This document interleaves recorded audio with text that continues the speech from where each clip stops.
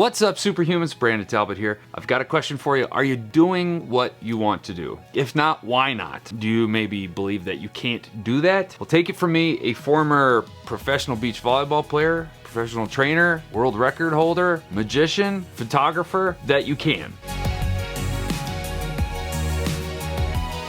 About a month or so ago, I made a post about my current dilemma of not having a purpose, not really knowing what direction my life was going to go in, and it was causing me a lot of stress, anxiety, and depression. I really felt like I needed to have a purpose. My girlfriend sent me an article. It basically said, like, don't write down the things that you don't know. Instead, focus on the things that you absolutely know for sure. And I was kind of going over all the characteristics and old jobs that I had, and I realized my past resume was pretty eclectic. Magician, trainer, athlete, record holder, photographer, jiu-jitsu. I'd done a bunch of stuff and I'd been successful at everything. And I came to the realization that I could be anything I wanted to be, despite the odds or despite the circumstances, because for me personally, for each one of those things, they shouldn't have happened and they still happened. In high school, I've talked about this quite a few times, I was a pretty big nerd. I was very shy, didn't have much of a personality, and really struggled with fitting in. I remember one experience in particular. There was this really attractive girl, and she was really popular, and one day she was sitting behind me, and one day I happened to have my shirt on backwards, and she told me that my shirt was on backwards, and I was like, okay, and I just went about my business, and she was like, aren't you just gonna change it? And I was like, how am I supposed to do that? Do I leave? She was like, just take your shirt off and change it. And that concept just freaked me out. It flustered me so bad. I got so red in my face that it made my tear ducts go. So I was basically crying. I was so embarrassed about everybody looking at me and everything. In my sophomore year, I'm pretty sure it was my sophomore year, it was the first day of school, and I went into the, how you bounce between each class and you meet your new teacher and stuff. Well, that's how we did it in my school, Pineview High School. And I went into science, and I was planning on having a certain science teacher, and he gave us little speech. Hey, thanks for being here, blah, blah, blah, blah. I'm not going to be your science teacher. I actually got a new job, and you're gonna be getting a new science teacher. And that new science teacher was Mr. Smith, and he had been a magician with Disneyland, I think on their cruise ships, for 15 or 20 years, a really long time. He actually started a magic club at our school. Like I said, I had a really hard time fitting in. I would do different clubs and do different things to get more popular, to try to fit in, and they all just failed miserably. And magic was kind of that thing. I thought I would be super cool if I did magic. You're not cool in high school if you do magic. I decided to sign up for Magic Club and actually got pretty good. I was really obsessed with it, and I would practice every night in front of my parents. But a big part of being a magician is performing. And like I said earlier, I hated being the center of attention. I hated people looking at me and getting that embarrassed, oh, I can't do this type of feeling. But I quickly learned, if I wanted to keep progressing at magic and become a magician, I was gonna have to get comfortable being in front of people. I honestly don't know how this happened, but I literally created a completely different persona, a different personality. There was me, and then there was the magic me. There was the different me that could be articulate and funny and confident. And I did that version of me for so long that I think it kind of just took over, and that's what I became. It took years, but I ended up performing in Caesar's Magical Empire with a pretty famous magician. That would have never happened if I didn't do the fake it till I make it. You think I'm joking. I'm not. Just one second. I gotta dodge all these lights. This is a briefcase. And inside the briefcase, look at that, magic wand. This is from high school. Sorry, I keep looking at the monitor. I should be looking at you. This is a briefcase full of all my magic stuff from high school, and I found it a couple of months ago. Can you hear that? Can you hear those dogs? Anyway, this is chock full of crazy stuff that I used to do in magic. There are tricks that I created, like this one where you would like erase off the thing. Like this is a massive eraser. If you guys remember, well, you probably don't remember, D-Lights. Peter McKinnon ain't the only magician. Here's just a quarter of the decks of cards that I had. I wasn't lying, I was a magician. I grew up playing a bunch of different sports, like when I was a kid. All the way up into high school, I played soccer a lot. I was a swimmer, played a lot of baseball, pretty good at them, but not good enough to really play in high school. Right before I turned 20, I went to a missionary farewell for a friend, and that's where I played beach volleyball for the first time. And when I say beach volleyball, it was just like the crappy barbecue jungle ball. And despite everybody sucking, I sucked a little less than everybody else. And I thought to myself, hey, this is something I could do and probably be pretty good at, which is kind of weird. Kind of a weird thought for like a single use play scenario, you know what I mean? Like I've only played it once and all of a sudden I think I could be good. But there were two very apparent roadblocks for me becoming better and becoming a volleyball player. In my mind, I was like, man, I want to play volleyball. I didn't really think I want to be a volleyball player at the time, I just wanted to get better. But there were two major roadblocks that prevented this from happening. One, I was the only one that played. There were like no guys my age that played beach volleyball. They didn't offer it in high school. There was a women's volleyball team, but like nobody really played beach volleyball. If I was really fortunate, a group of guys from Cedar City would come down. They were all much older, and I would watch them. I couldn't play, I wasn't good enough.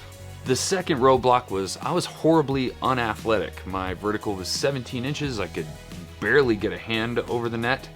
And being only 6'1", which is kind of tall but not for volleyball, I knew I had to get a lot more athletic for these two things. One, I would go to the court almost every night at like 7 p.m. by myself and for hours play and practice by myself. There was a building and I would bump up against the wall, I would set against the wall, and then I would serve, and I would do that for hours. And I did that for months and months and months until I got good enough to play with those guys that came from Cedar. I started training, and I trained a ton. I trained twice a day, every day, for years. The first professional event I ever saw was the AVP Gods and Goddesses of the Beach, specifically 2007. It's held in Vegas at Caesars, and that was the year that I saw a guy that actually grew up playing in Utah, Jake Gibb. He played with Sean Rosenthal, was really famous, the Vegas line.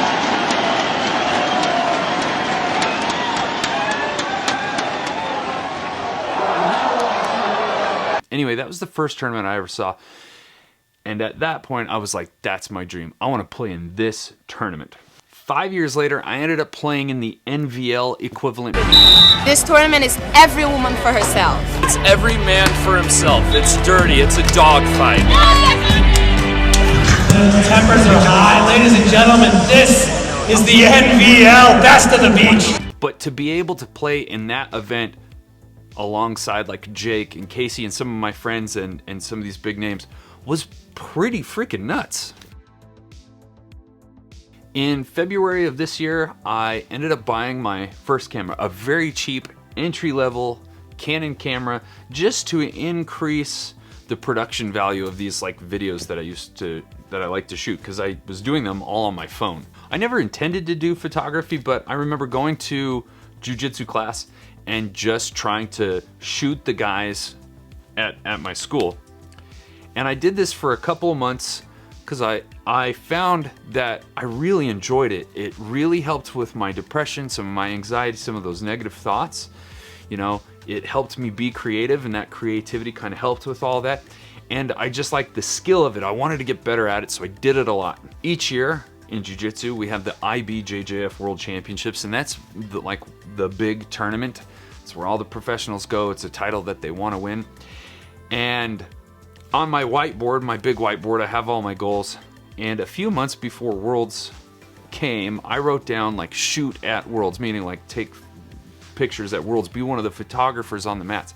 And that was just kind of laughable because I'd only been doing it for like 3 or 4 months. I didn't have the resume that I needed. I didn't have the experience. But I thought it would just be hilarious if somebody actually was like, yeah, we want you to shoot for us. And so I was willing to, you know, build a small little teeny tiny website. Took me a day. I put like a half-assed portfolio on there. Actually, I didn't. All I had was a Dropbox. I just downloaded photos to a Dropbox. Now that I think about it, I didn't make the portfolio till after. I reached out to the owner of a brand that I really liked, and I sent him my portfolio, and I was like, hey man, I would love to shoot for you. And then just a few days before Worlds happened, I got the message on Instagram like, hey, do you want to come and shoot? Hell yeah. I had no clue as to what I was doing. I had the cheapest camera there, no experience in that environment, but that ended up being like a really good experience, and it also translated to me doing something even crazier, which was to shoot at the ADCC, which is like the Olympics of Jiu-Jitsu, and much more exclusive, not only for the athletes, but for the media as well. It was much harder, and I ended up getting a chance to shoot there as well. Mostly just because of like I was willing to take a risk and I was super persistent. I was like, I want this experience, and if it means calling myself a photographer and acting like it, I'm damn sure gonna do it. So fast forward till now, like the whole point of this video.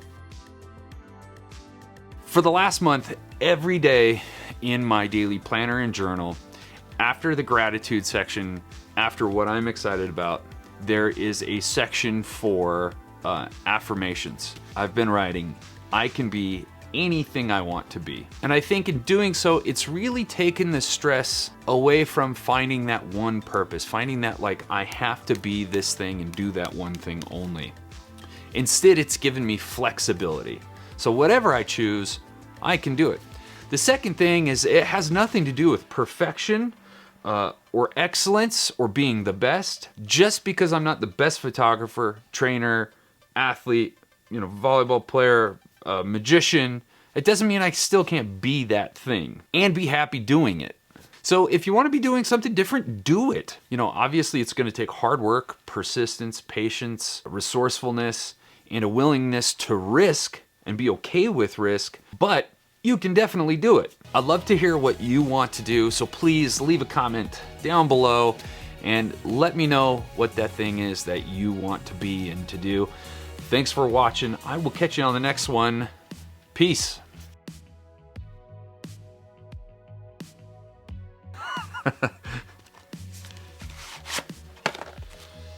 Jumbo cards that I haven't touched in a long time.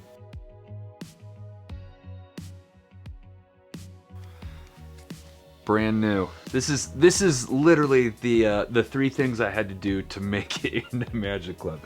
One-handed cut, one-handed triple cut. God, my hands are like numb.